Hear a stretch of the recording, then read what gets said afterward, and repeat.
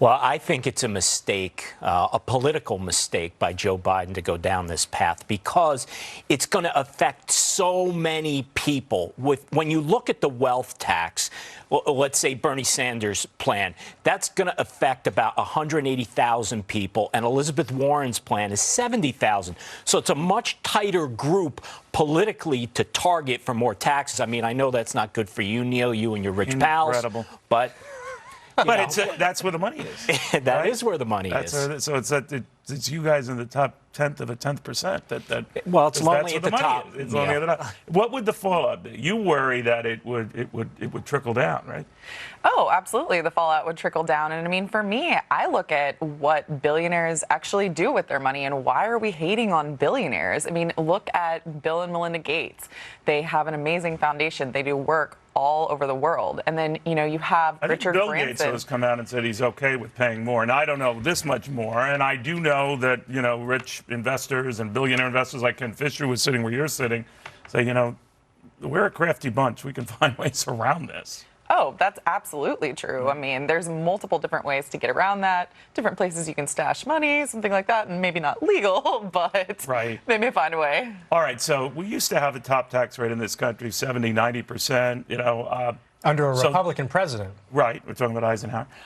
You weren't even alive. But so that's the argument for doing it. Of course, very few paid at that rate in those days, as you know.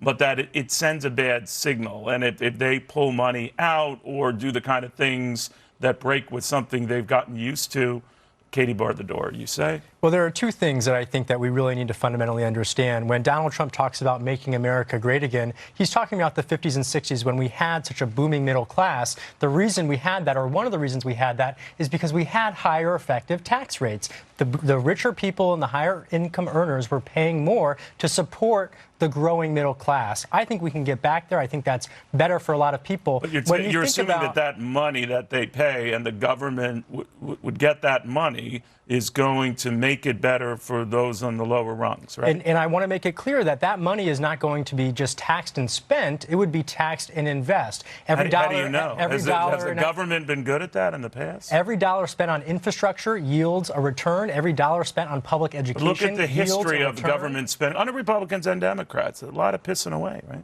There is absolutely room to cut waste, but I want to make something clear here. When you have deficits that are reaching $1 trillion, any good businessman or accountant knows that the way that you reduce that deficit is you can decrease spending and expenditures or increase revenue coming in. And the way that you do that as a government is to increase taxes. Well, we've found also when we cut taxes, increase revenue. You're quite right. Both parties will spend that revenue. And then some Republicans have done that as well. It's happening in spades under this one, happened on the last one. I get that. But what is the Republican argument going to be to this? Because to his point, the history isn't great with Republicans, you know, watching the budget store.